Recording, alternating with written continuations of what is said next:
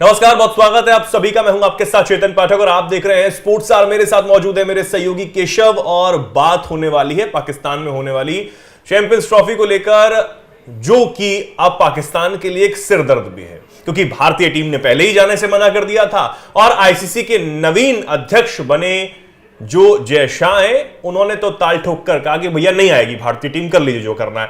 अब इसके बाद जो खबरें आ रही थी कि एक न्यूट्रल वेन्यू पर इंडिया के सारे मैचेस हो सकते हैं, वो अब फाइनल हो चुका है। ये साफ हो चुका है कि एक न्यूट्रल वेन्यू यानी कि दुबई में ही भारत के जो खिलाड़ी हैं वो बाकी टीमों के साथ खेलेंगे, जिसमें पाकिस्तान भी होगा। यानी कि पाकिस्तान को अपना देश छोड़कर वहां खेलने आना होगा। आइए, अब खेलना होगा आपको वहां पे। बहुत ज्यादा बोल रहे थे ना आप कि पाकिस्तान में ही खेलना होगा, पाकिस्तान में क्या दिक्कत है? बहुत दिक्कत है, समझ आ गई होंगी। ठीक, खैर केशव आपके पास आते हैं और अब टीम का ऐलान भी कहीं ना कहीं जो है वो हो चुका है। केशव आपको बताएंगे। केशव, आपके ऊपर छोड़ो। बिल्कुल चेतन, चैंपियंस ट्रॉफी को लेकर के जो एक तरीके से कहते हैं छन की खबरें आ रही हैं, और खबर ये आ रही है कि जो हाइब्रिड मॉडल था उसके लिए तो बीते दिनों ही जहाँ हरी झंडी दे दी गई थी। स्पोर्ट्स आवर पे हमने इस बात की जानकारी दी थी कि किस तरीके से न्यूट्रल वेन्यू के लिए जो मध्यस्थता थी जैसा ने की और पाकिस्तान को अंततोगत्वा मानना पड़ा हाइब्रिड मॉडल के लिए। और इसकी तारीफ करनी चाहिए मोहसिन नकवी की। उन्होंने जो एक कहते हैं ना, जो लोग उनको पुश कर रहे थे कि आप हाइब्रिड मॉडल पर नहीं मानिए, पाक कौम की जो प्रतिष्ठा है वो सर्वोपरि है, तो उन्होंने खैर बीच का रास्ता अपनाया और हाइब्रिड मॉडल के लिए हरी झंडी दे दी। अब खबर ये आ रही है जो टेंटेटिव शेड्यूल है, यानी कि संभावित जो शेड्यूल है वो भी सामने आ रहा है कि किस शेड्यूल में चाहूंगा कि स्क्रीन पर दिखाया जाए। हमारे प्रोड्यूसर है पिंटू, दिखा देंगे। देखिए 19 फरवरी को भारत बनाम न्यूजीलैंड का जो मैच है, वो पाकिस्तान बनाम न्यूजीलैंड का जो मैच है वो कराची में खेला जाएगा, और भारत बनाम बांग्लादेश जो पहला मैच है 20 फरवरी को खेला जाएगा, जो कि न्यूट्रल वेन्यू यानी कि दुबई में खेला जा सकता है जी। और 21 फरवरी को अफगानिस्तान बनाम दक्षिण अफ्रीका यानी, और उसके बाद 22 को ऑस्ट्रेलिया इंग्लैंड का मैच होगा जो लाहौर में यानी पाकिस्तान में, और भारत बनाम पाकिस्तान का जो सबसे बड़ा टाकरा है चेतन, वो 23 फरवरी को खेला जाएगा तटस्थ यानी कि दुबई में खेले जाने की पूरी संभावना है।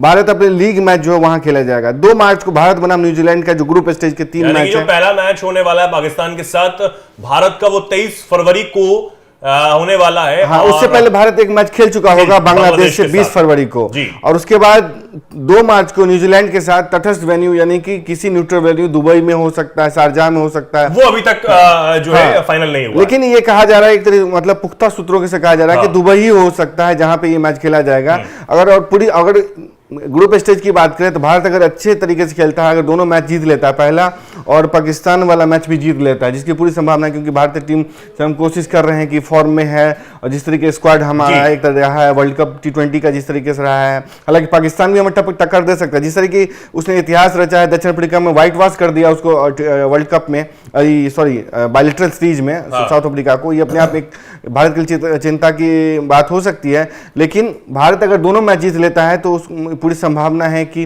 भारत सेमीफाइनल खेले और फाइनल खेले, जो कि फिर भी वो भी यानी कि आप जो कह रहे हैं कि 20 फरवरी वाला और 23 फरवरी वाला जो मैच है भारत का, इसको जीतने के बाद भारत बहुत ज्यादा मजबूत स्थिति में आ जाएगा, और फिर 2 मार्च को जो इंग्लैंड के साथ मैच न्यूजीलैंड माफ कीजिए न्यूजीलैंड के साथ जो मैच होने वाला है, उसमें एक मजबूत स्थिति भारत की रहेगी। और मजबूत स्थिति अभी भी है, और हमारे खिलाड़ी जो हैं इसमें कोई शक नहीं है और ज्यादा कॉन्फिडेंस के साथ जब खेलेंगे, क्योंकि उनकी जो मांग थी कि वो पाकिस्तान किसी भी सूरत में खेलने नहीं जाना चाहते, वो पूरी हुई है। और बेशक भारतीय खिलाड़ियों को एक तरीके से बूस्ट मिला होगा। एक कहते हैं कि मानसिक तौर पर एक कॉन्फिडेंस होता है कि हमारी बात मानी गई है, यानी कि भारत की जो क्षमता है, भारत की ताकत हर कोई जानता है, और पाकिस्तान को झुकना पड़ा, पाकिस्तानी क्रिकेट बोर्ड को भी झुकना पड़ा कि आपकी नहीं चलने वाली, आपका देश इतना खतरनाक है सुरक्षा के लिहाज से कि वहां पर नहीं खेलना चाहते, कोई नहीं खेलना चाहता। ठीक है, अगर हम देखें तो इस वक्त क्या स्थिति आप देखते हैं, और क्या टीम में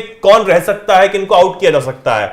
बिल्कुल, टीम की हम बात करें तो ये चैंपियंस ट्रॉफी ब्रॉडकास्टर्स के लिहाज से भी काफी अहम माना जा रहा है। इसमें इतना ज्यादा पैसा इन्वॉल्व है चेतन कि ये T20 फॉर्मेट में होने वाला था, और T20 फॉर्मेट में आपको पता होगा कि जो भारत के स्टार हैं रविंद्र जडेजा, कप्तान रोहित शर्मा और विराट कोहली, तीनों वर्ल्ड कप T20 के बाद उन्होंने संन्यास का ऐलान कर दिया था।